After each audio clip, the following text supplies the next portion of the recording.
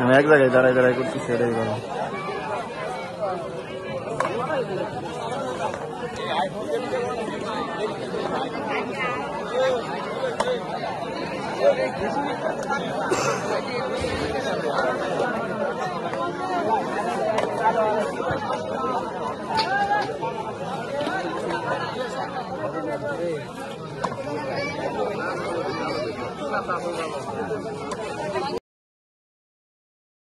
দুই পাশের মাটিটা চাপ দিবে যে এক পাশের হাড়গুলো অন্য পাশে টাচ করে ধুইতে যাবে।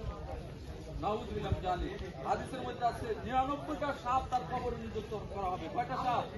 এই কথা বলে অনেক ওলামা ইকরাম আছে, কথা বলে আমি শেষ করতে পারি। কয়টা সাপ কবরে নিযুক্ত করা হবে? আরে দুনিয়ার একটা সাপ হলো বুকফুল সাপ। দুনিয়ার মধ্যে